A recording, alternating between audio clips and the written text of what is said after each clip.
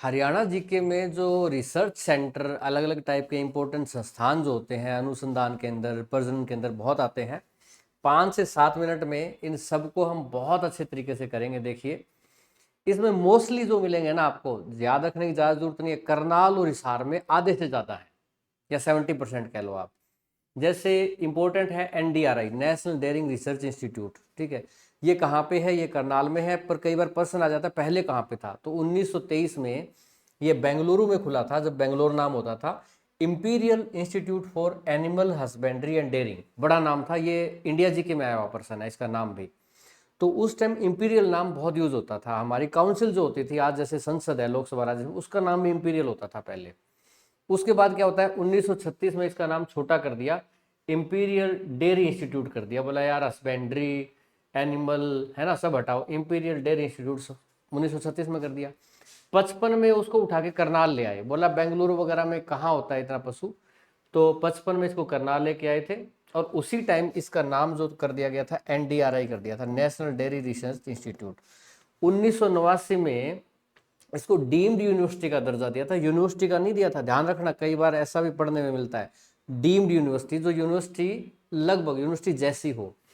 1970 में इसको आईसीएआर के अंडर ले आए थे। आईसीएआर आप नीचे बताना क्या होता है, Indian council for agriculture research के अंडर में ये आ गया था।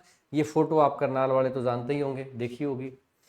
एक फिर आता है भाई CSSRI, central soil salinity research institute. ये जो आपकी मिट्टी होती है ना, तेरी मिट्टी में मिल जावा, वो गाना, तो केंद्रीय मिट्टी लवणता उसकी जांच कर सके हम, उसका अनुसंधान केंद्र है। 1969 में करनाल में इसकी स्थापना हुई थी। ये भी आपका दूसरा करनाल में। इसके बाद गेहूं अनुसंधान संस्थान, ठीक है, व्हीट के ऊपर रिसर्च वाला institute, wheat research institute WRI। ये 69 के बाद थोड़ा टाइम बाद लगा, 1978 में करनाल में, फिर से करनाल। इसके बाद मैं बात करूं, जो अपने पशु होते हैं उनकी जेनेटिक्स एक से दूसरे में जो जाती है पीढ़ी में, तो जेनेटिक रिसोर्सेज को लेकर जो आपका नेशनल ब्यूरो है केंद्रीय, तो ये पशुओं के ऊपर है। तो ये आपका 1985 में राजीव गांधी के टाइम पे, ये भी करनाल में आपका। इसके बाद अब हिसार की बारी आ जाती है। हिसार में बात करें तो नेशनल हॉर्स रिसर्च इंस्टीट्यूट, ठीक है ना। इंडिविजुअल जो पशुओं के नाम पे आएंगे वो सारे यहाँ आएंगे। करनाल में आपको एक भी नहीं मिलेगा। वहाँ पे क्या मिलेगा आपको, मिट्टी वाला मिल गया, ठीक है, डेयरी वाला मिल गया, ठीक है, और आपका वो मिला था, क्या कहते हैं, पशु जेनेटिक वाला मिल गया था, वो भी ठीक है, व्हीट वाला मिल गया था, वो भी ठीक है। पर इंडिविजुअल पशु का नहीं था। इंडिविजुअल पशु कभी भी पूछे हिसार, जैसे घोड़े का पूछ ले 1986 में, हिसार में है भाई। इसके बाद पूछे कि भैंस का पूछ लो जी, तो डेयरी का तो करनाल में, पर भैंस कहाँ दूध देगी, भैंस हिसार में देगी, तो ये 1985 में आपका भैंस के लिए। भेड़ का पूछ ले तो 1968 में हिसार में खोला था, ऑस्ट्रेलिया की मदद से, ऑस्ट्रेलिया गवर्नमेंट के साथ करके, तो भेड़ भी यहाँ पे है। इसके अलावा कुछ छोटे छोटे इंस्टीट्यूट, जैसे टीका संस्थान, कोई बीमारी हो जाती है टीका लगाना पड़ता है, तो हरियाणा पशु चिकित्सा टीका संस्थान, ये 1948-49 में शिमला में खुला था। और इसका नाम होता था जैविक उत्पाद अनुभाग पंजाब, क्योंकि शिमला पंजाब में होता था।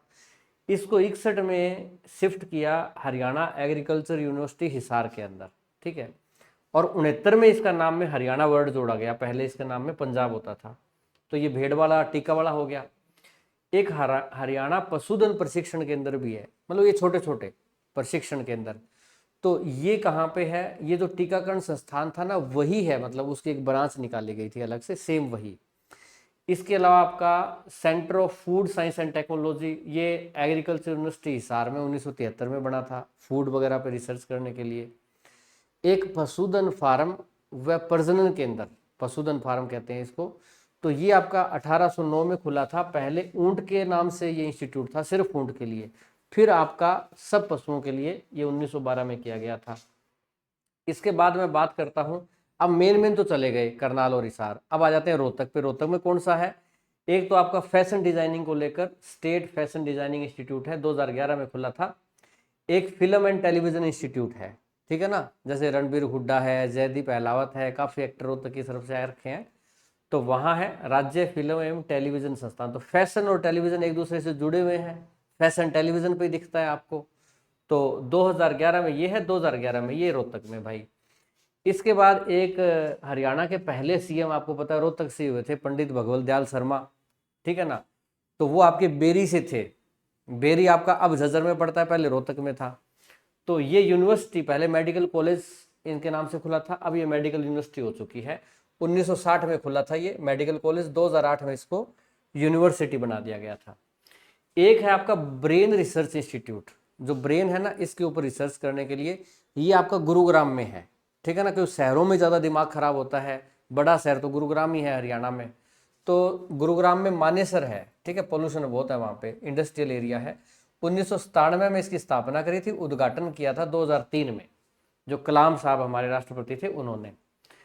अब बंसीलाल का जिक्र करें तो बंसीलाल ने एक बड़ा काम किया था, जैसे बिजली पे काम किया था, रेल पे काम किया था, वैसे ही उन्होंने पढ़ाई में Haryana board of school education, इसकी स्थापना 1969 में हुई चंडीगढ़ में। 81 में शिफ्ट कर दिया इसको भिवानी में उन्होंने। क्यों शिफ्ट कर दिया था? क्योंकि चंडीगढ़ में ना आज जब हरियाणा बना 66 में, उसके बाद से टसल चल रहा था हरियाणा पंजाब के बीच में उस टाइम। तो फिर ये इंस्टीट्यूट को यहाँ चंडीगढ़ से भिवानी में ले आए 1981 में। ये सीएम थे हमारे, क्या नाम है, बंसीलाल जी। अब आजकल कई बार आप ना फॉर्म भरते हो तो कई जगह तो HBSC लिखा आता है, कई बार ये BSEH लिखा आता है, कंफ्यूज हो जाते हो। अब ये नया नाम है ना जो लेटेस्ट, ये नाम बेटा ये है इसका, HBSC नहीं है, board of school education Haryana, इस प्रकार से है ये। और 1987 में इस बोर्ड ने पहली बार 12वीं बोर्ड की परीक्षा करवाई थी, 12वीं वाली परीक्षा।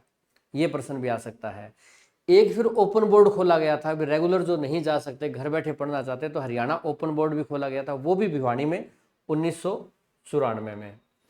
अच्छा, एक है रीजनल सेंटर फॉर बायोटेक्नोलॉजी, थोड़ा सा कम इंपॉर्टेंट है, फरीदाबाद में 2006 में।